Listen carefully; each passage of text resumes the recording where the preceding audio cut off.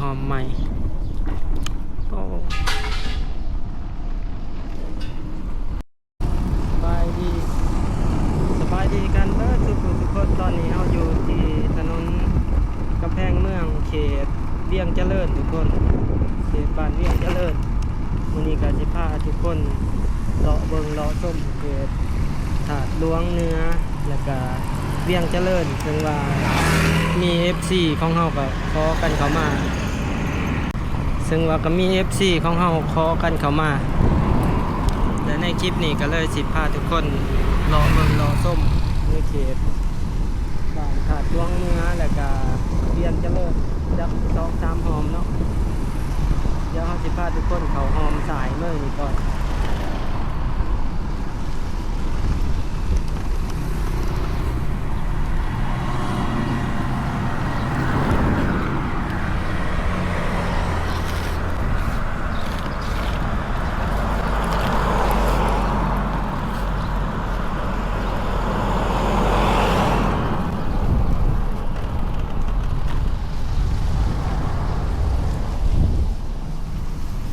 ทุกคนเขามาหอม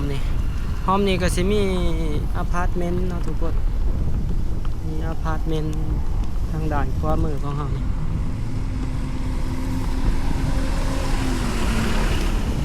ซึ่งว่าอพาร์ตเมนต์ในเขตนี่ก็สิเดือนหนึ่งอยู่ประมาณ800เหรียญทุกคน800 US ดอลลาร์เนาะคือความมือของเฮานี่ก็เป็นอพาร์ตเมนต์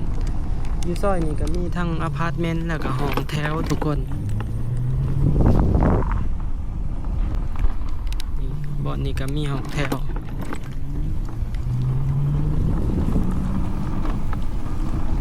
โอ้ดินอยู่นี่เป็นดินวางทางซ้ายมือนี่กว้างเว้ย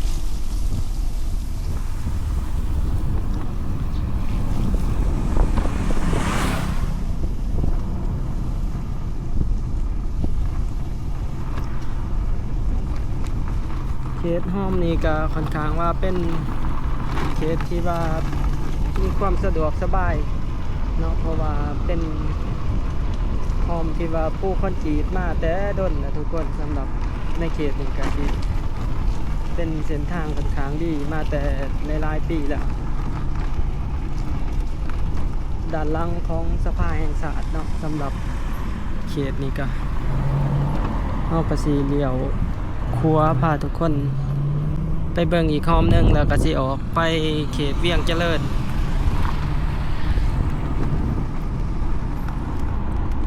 ซอยสายมือนี่ก็สิเป็นซอยเข้าไปทางด้านหลังสภาแห่งชาติแล้วเฮาสิไปซื้อเส้นทางนี้ไปซื้อนี่ก็สิออกบอนข่อยพ่นเข่งทุกคนข่อยพ่นเข่งทางสายมือก็ออกอ่างน้ำประปาพ่นเข่ง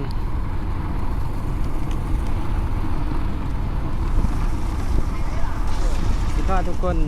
มาเข้าทางซอยนี่ซอยบ้านพักหรือว่าโฮงแฮมถาดหลวงรอบูติกเนาะเพื่อนพักผู้พานี่ถือว่าเป็นซอยที่ว่ามีโฮงแฮมระดับ4 ดาวสวยงามในบอลนี่มีแต่แขกแบบ VIP มาพักในเขตนี้ทุกคนนี่คือทางสายมือเฮานี้เนาะ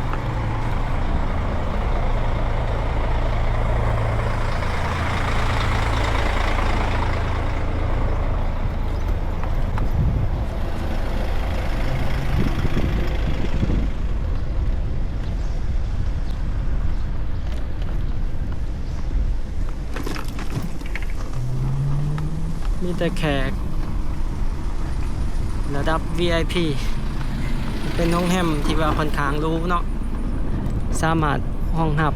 แขกระดับศาสตร์ซอยนี้ก็มีแต่เฮือนหลังใหญ่ๆเขาออกจากซอยนี้ก็สิพาทุกคนข้ามไปฝากทางเบื้องนั่นทุกคนฝากทาง ด่านเวียงเจริญเนาะสำหรับคลิปนี้ก็มี FC ของเฮากับเพิ่นก็อยากเห็นในเขตนี้คอมเมนต์กันเข้ามามื้อนี้เบาแม่นไส้ก็เลยจัดให้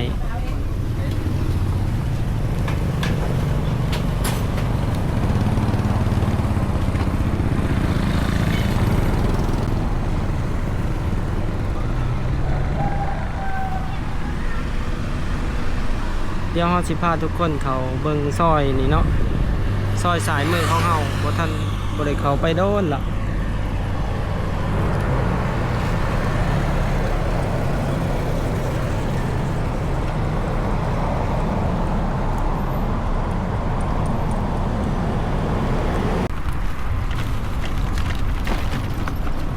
โอ้ซอยนี่บ่ทันปูคอนกรีตทุกคนแต่ว่าก็บ่ได้เข้ามาซอยนี่แล้วด้นเติบ5-6 ปีเดี๋ยวลองเข้ามาเบิ่งมันสิสอดซอยอื่นบ่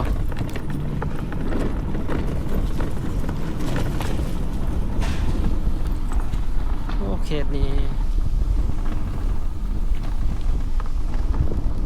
มีคลองน้ำได้ทุกคนเขาทางซอยจะมีเดินบ้านเดินหญ้าเทียมเนาะเดินเต้บ้านในเสาสายมือเฮานี่เดี๋ยวเบิ่งกันว่าหอมนี่สิเป็นหอมตันบ่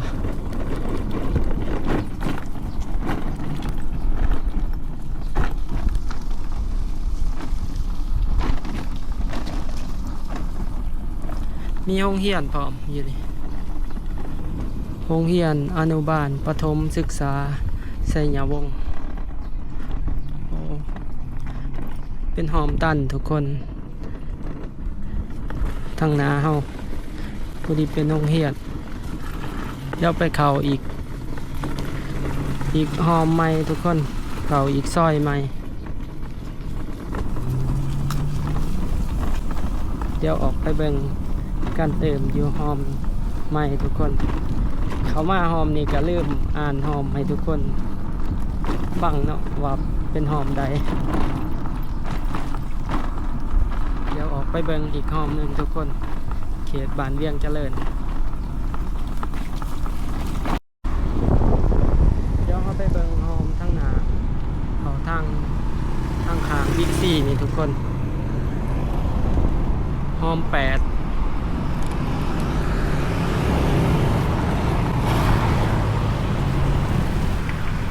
เขามาเบิ่งหอม8นี่เนาะโอ้หอมนี่ปูคอนกรีตคักแน่เส้นทางดีเส้นทางนี่ก็มีเพื่อนพักห้องแถวอพาร์ตเมนต์ค่อนข้างหลายได้ทุกคนหอมนี่เคยพาเขามาทางวัดเวียงเจริญเนาะทาง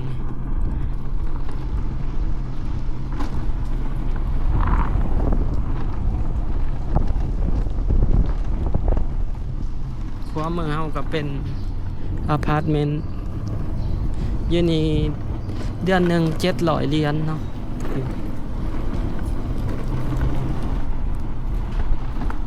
เดือนหนึ่ง15 ล้าน14-15 ล้านถ้าเช่าอพาร์ตเมนต์แต่ว่าก็มีเครื่องครบเนาะทุกคนมีทั้งบ่อนอยู่บ่อนนอนมีแม่บ้านเช่าเป็นอพาร์ตเมนต์นี่ก็มีห้องแถวอีกที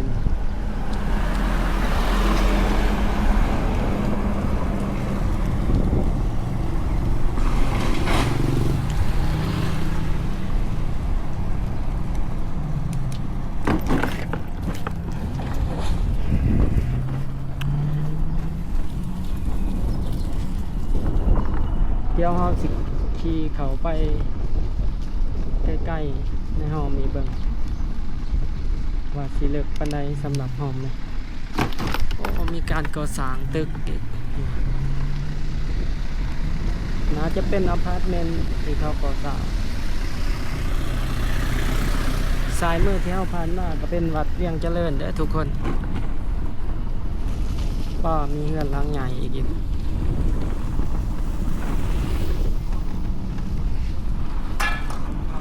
กำแพง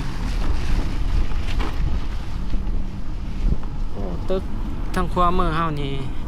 น่าจะเป็นอพาร์ตเมนต์ทุกคนหลังใหญ่มีห้องแถวพร้อมนี่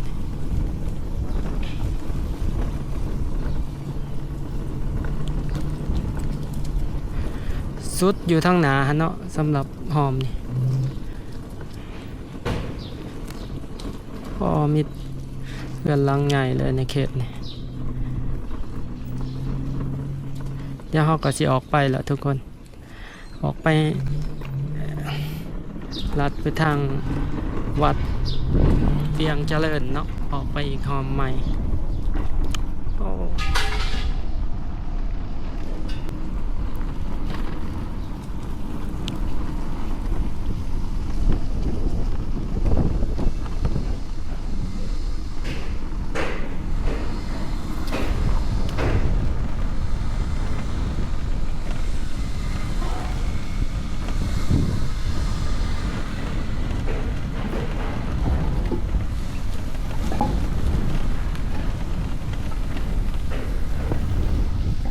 หอมนี่ถือว่ามีอพาร์ตเมนต์บอนพักหลายเดี๋ยวเขาสิออกไปทางห้องแถวออกไปทางวัดเวียงเจริญนี่ทุกคนเดี๋ยวทางขวามือเขามันจะไปสอดอีกหอมหนึ่งนี่เนาะจะเป็นวัดบ้านเวียงเจริญ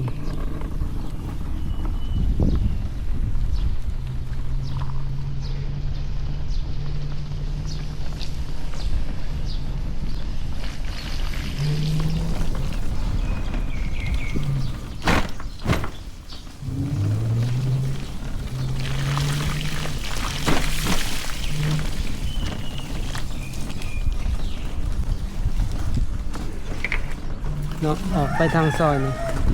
ก็ได้แต่เขาสิไปทางนี้เบิ่งบ่ทันเคยไปมันสิมีหอมสอดออกไปบ่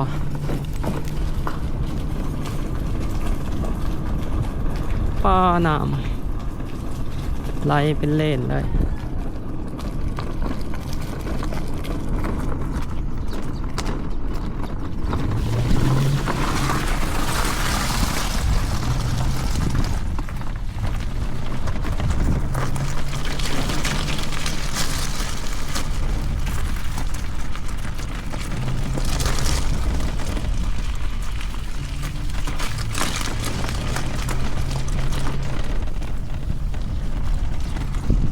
ก็อยู่นี่ก็มีดินวางดินกวางลายทุกคน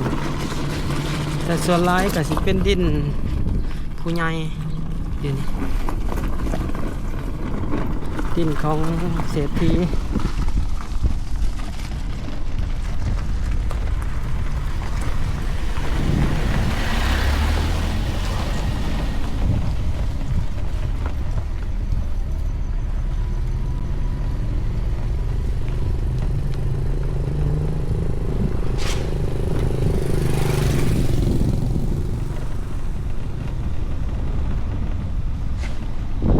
นี่หอมนี่ก็มีห้องแถว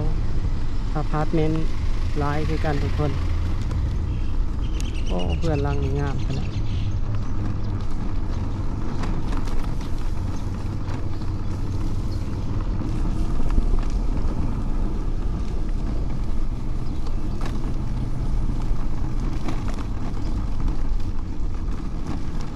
หอมนี่ไปสุดอยู่บึงถาดหลวงโอ้เขามานี่เป็นบริษัททัวร์เลยรัฐวิสาหกิจผ่านกาแฟ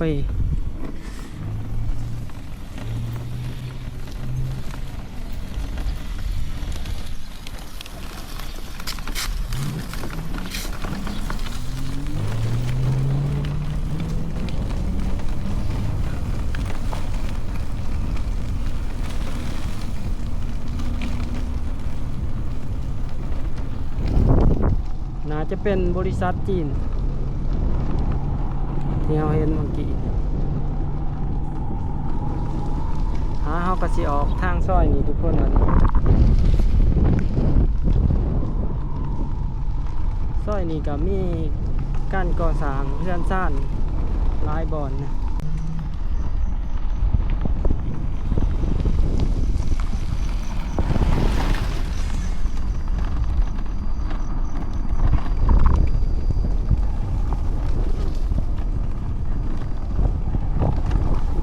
อนหลังใหญ่ๆเลยก็จะก่อสร้างอยู่สายมือนี่ดินภายในเนาะใหญ่ขนาดยังกว้างขนาดบอลนี่มีปลายคล้ายดินเพราะ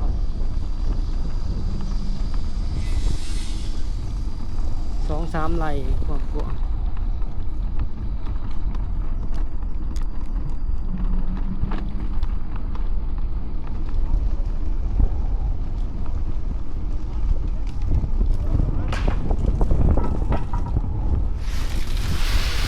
เชียงเจริญนี่เข้ามาใน2-3 ซอยนี่มีแต่อพาร์ตเมนต์แล้วก็เพื่อนหลังใหญ่ๆทุกคนเขตสำหรับผู้ใดที่หาของเช่าเนาะเป็นอพาร์ตเมนต์จะแนะนำเข้ามาทางเขตเวียงเจริญ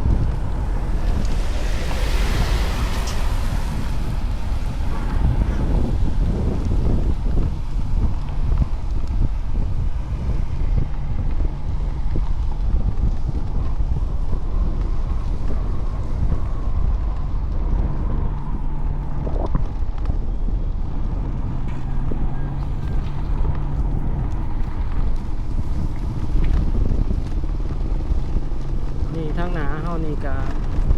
เป็นอพาร์ตเมนต์คือกันเราเห็นอยู่นี่ก็เคยถามคือกันทุกคนเดือนหนึ่ง800 เหรียญนี่ก็800 US ดอลลาร์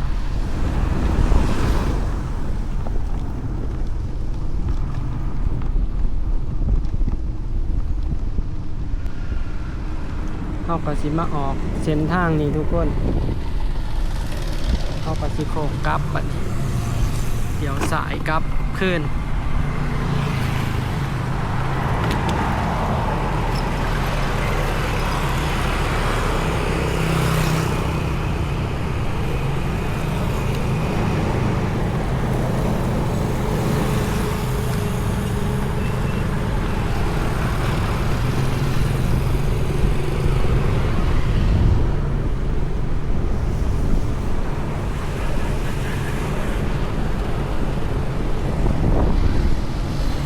แต่สำหรับคลิปนี้ก็สิมีอยู่ประมาณนี้ทุกคนตอนนี้เขาก็ออกมาเส้นทางเก่าเส้นทางถนนกำแพงเมืองเขตบ้านเวียงเจริญเขาไปซื่อๆกับทิศไปทางไฮเต็กนี่แหละทุกคนสำหรับเส้นทางนี้แล้วตอนนี้ก็สิ